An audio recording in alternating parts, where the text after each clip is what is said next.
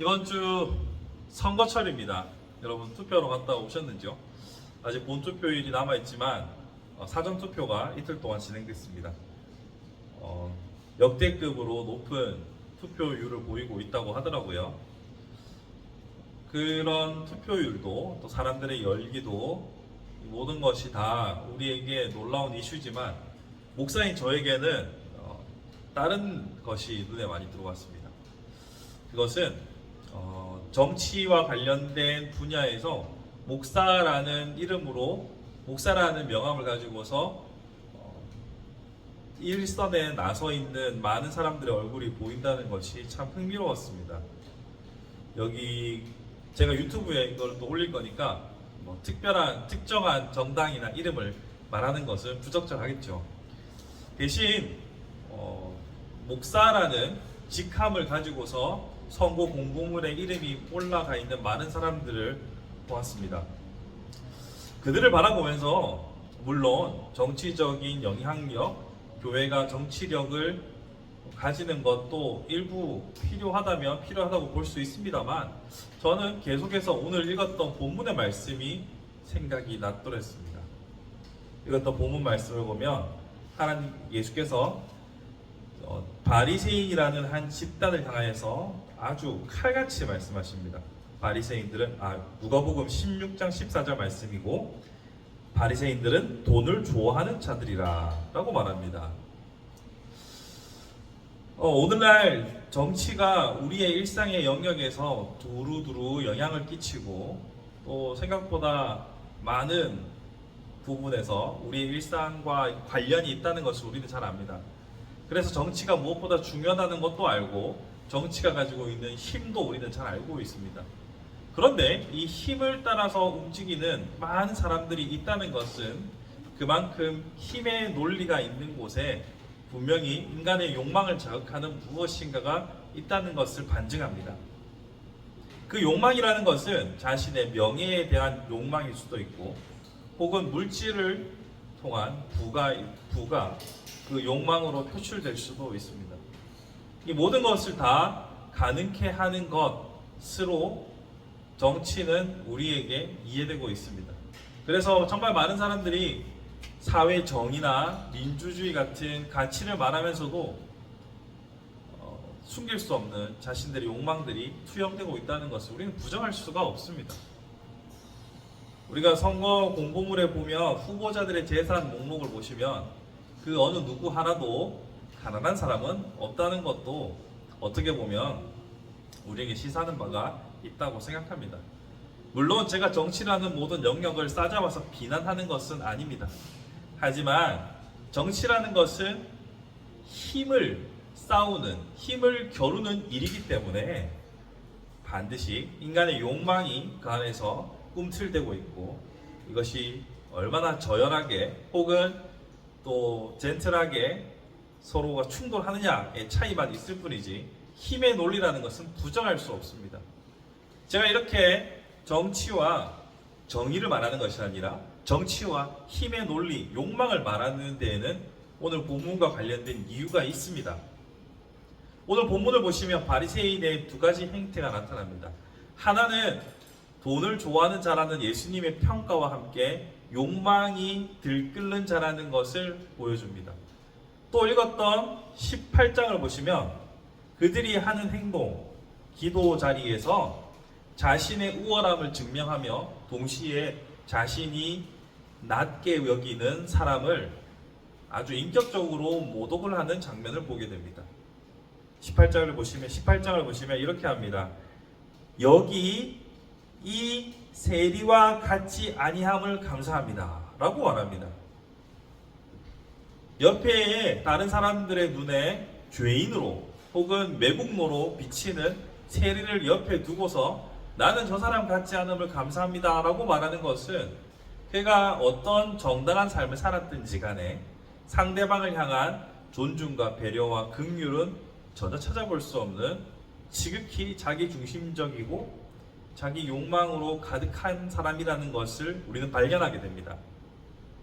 이와 같이 돈을 사랑하고 자기애가 충만하며 다른 이를 향한 긍휼을 찾아볼 수 없는 이 하나의 인격적인 인격체로서 덩어리로서 바리새인을 언급하고 계시는 예수님의 이 말씀에 우리는 귀를 기울여 봐야 합니다.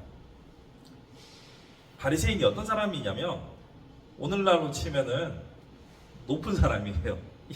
이만이면은 설명이 충분합니다. 종교적으로 또 정치적으로 모든 힘과 권력을 가지고 있는 지도자급 높은 사람이라고 이해하시면 간단합니다. 그렇다면 다른 말로 하면 이 사람은 종교적으로도 모범이 되어야 하고 정치적으로도 다른 사람에게 긍휼을 베풀고 사회를 아우르는 포용력이 있는 사람이어야 합니다. 하지만 이 두 가지 모두가 다 완전히 결여되어 있는 것을 오늘 본문을 통해서 발견하게 되죠. 그는 사람을 사랑하지도 않고 이웃을 사랑하지도 않았고 그가 가지고 있는 권력을 통해서 부를 축적하는 사람들이었다라고 우리는 발견하게 됩니다. 그런데 과연 이것이 예수께서 이들만을 향해서 했던 비난일까요? 성경이 꽤 두꺼운 책으로 우리한테 이걸 다 읽으려고 하면 부담스럽기도 합니다. 이 내용을 다 아는 것은 거의 불가능에 가까울 만큼 성경의 내용은 방대합니다. 이렇게 많은 책 중에서 이렇게 많은 분량이지만 사실 수천 년의 역사와 많은 역사들을 함께 아우르기에는 사실 축약본이라고 봐도 무방할 만큼 그 내용은 방대한 것에 비하면 역사가 너무 많은 역사를 담고 있다는 것을 우리는 생각해 볼 때 예수께서 그리고 성경의 저자가 바리새인과 관련된 기록들에 이렇게 많은 분량을 할애하고 있다는 것은 주목해 볼 필요가 있습니다. 오늘 여기뿐만 아니라 사복음서에 바리새인에 대한 이야기가 얼마나 많이 나오는지 몰라요. 수천 년의 역사를 담고 있기에는 이 한 권의 책을 빡빡하게 드러넣기에 너무 부족한데도 불구하고 바리새인을 왜 많이 담고 있냐면 바로 이 바리새인의 모습이 우리의 모습일 수 있기 때문입니다. 우리는 조금만 힘을 가지게 되면 혹은 조금만 남들보다 도덕적으로 우위에 있다라고 생각이 들기만 하면 언제든지 이 바리새인이 그랬던 것처럼 타인을 짓밟는 자가 될 수 있고 우리가 조금이라도 권력 혹은 힘을 가지게 되면 언제든지 돈을 사랑하여 그 자신의 사랑하는 돈을 따라서 움직일 수 있는 사람이라는 것을 예수께서 우리에게 경고하고 있다는 사실을 주목해 봐야 합니다. 나는 바리새인이 아닌데요.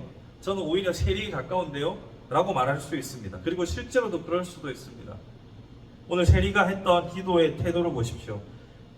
18장 13절에 세리는 이렇게 합니다. 세리는 멀리 서서 감히 눈을 들어 하늘을 쳐다보지도 못하고 다만 가슴을 치며 이르되 하나님이여 불쌍히 여기소서 나는 죄인으로소이다 하였느니라. 하나님 앞에서 자신을 비추어 보았을 때 하나님 앞에까지 갈 것도 없이 다른 주변의 타인들과 비교해 보았을 때도 철저하게 부끄러움이 가득한 자신의 삶을 놓고 가슴을 치며 애통해하는 이런 세리의 모습이 우리의 모습이어야 하지만 우리가 조금만 시간이 지나서 바리새인과 같은 위치에 올라서게 되면 여전히 우리는 돈을 사랑하고 타인을 향하여서 무자비한 말을 쏟아내는 자들이 될 수 있는 존재라는 사실을 우리는 알아야 합니다. 그렇기에 우선은 이 말씀을 통하여서 우리 자신을 향하여 주의하고 경고할 수 있어야 합니다. 우리는 여전히 이러한 스스로를 죄인이라 여기며 가슴을 치고 그를 통하여서 14절 말씀에 의롭다 하심을 받는 자로 살아야 한다는 것을 잊지 않고 스스로를 날마다 붙잡아야 합니다. 아울러서 이 총선이 있는 이 투표 시국에 우리가 주목해야 할 것은 나를 경계함과 동시에 모든 기독교 지도자들을 향해서도 동일하게 그들이 과연 스스로 세리와 같은 자세로 살아가고 있는지 아니면 바리새인의 길로 접어들고 있는지 눈을 크게 뜨고 지켜봐야 합니다. 과연 저들은 순수하게 세리와 같은 낮은 마음으로 하나님 앞에 두렵고 떨리는 마음으로 정치적인 행보를 하고 있는가? 아니면 권력의 맛을 경험해 보아서, 큰 돈의 맛을 경험해 보아서 그 즐거움에 취하여 자기 자신을 사랑하고 있지는 않는지 냉정하게 평가하고 판단할 수 있어야 합니다. 우리가 그들을 냉정하게 판단하지 못하는 이유는 우리가 가지고 있는 힘에 대한 열망 때문입니다. 우리도, 기독교인들도 조직을 만들어서 권력을 가지고서 우리가 정의라고 생각하는 말씀의 뜻을 이루어 보자라고 하는 그런 우리의 욕망이 우리를 지배하기 때문에 바리새인과 같은 이들의 행태를 묵인하고 있는지도 모릅니다. 하지만 명심하십시오.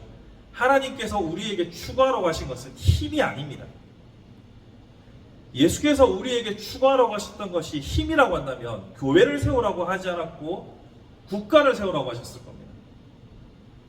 교회를 세우는 것이 아니라 어떤 군대를 조직하거나 당을 조직하라고 하셨을 겁니다. 하지만 하나님께서 이 땅의 성도들에게 명령하신 명령은 힘이 아니었기 때문에, 우리에게 허락된 목적은 힘이 아니기 때문에 교회를 만들라고 하셨습니다. 그리고 그 교회 안에서 철저하게 세리와 같은 마음으로 살아가기를 원한다고 하셨습니다. 하지만 많은 사람들은 교회가 하나의 권력이 되어감에 따라 스스로 바리새인이 되는 것을 두려워하지 않고 있는 것이 이 나라의 실정입니다. 많은 사람들은 큰 교회가 잘 돼야, 또 힘 있는 사람들이 크리스천이 되고 해야 그 나라가 잘 된다라고 말합니다. 하지만 냉정하게 따져보십시오. 정말로 이승만이라는 크리스천이 대통령이 되어서, 김영삼이라는 장로님이 대통령이 되어서, 이명박이라는 장로님이 대통령이 되어서 이 나라의 복음이 성장했습니까? 그래서 교회가 더 교회다워졌습니까? 아닙니다. 교회가 힘을 가진다고 해서, 교회가 권력을 누린다고 해서, 권력의 일선에 선다고 해서 교회가 건강해지고 교회가 교회다워지는 것이 아닙니다. 근데 왜 우리는 자꾸 힘을 추종합니까? 왜 힘을 지향합니까? 교회는 그러한 곳이 되어서는 안 됩니다. 교회는 그렇게 힘을 지향하는 것이 아니라 스스로의 죄인됨을 다시 한번 확인하고 똑같이 소외되고 연약한 자들을 향하여서 손을 내미는 곳이 되어야 합니다. 스스로 권력이 되는 것을 두려워하지 않는 이 땅의 현실을 우리는 걱정해야 합니다. 사랑하는 성도 여러분, 꽤 오래전부터 기독당이라든지 교회의 이름을 걸고 정치적으로 정치력을 행사하려는 많은 움직임들이 있었습니다. 그것 자체를 부정하고 싶지는 않습니다. 하지만 거기에 도사리고 있는 위험은, 그리고 사람들이 왜 그것을 지지하는지에 대해서는 우리가 고민해 봐야 합니다. 힘을 추종하는 것이 교회가 아니라는 사실을 기억하면서, 힘을 추종할 때 반드시 우리에게 다가오는 바리새인화되는 위험 요소들을 기억하십시오. 그래서 끝까지 세리의 마음과 세리의 태도로 나는 구원에 관하여 철저하게 무능하다는 사실을, 그리고 오직 은혜가 필요하다는 사실을 날마다 기억하면서, 오늘 본문에서 예수께서 이 사람이 의롭다 하심을 받고 그의 집으로 내려갔느니라, 날마다 우리 주님께 의롭다 하심을 인정받고 우리의 삶의 현장으로 돌아갈 수 있는, 그래서 영원히 죽는 그날까지, 주님 앞에 서는 그날까지 의롭다 인정받아 구원의 반열에 설 수 있는 저와 여러분이 되기를 우리 주님의 이름으로 축복합니다.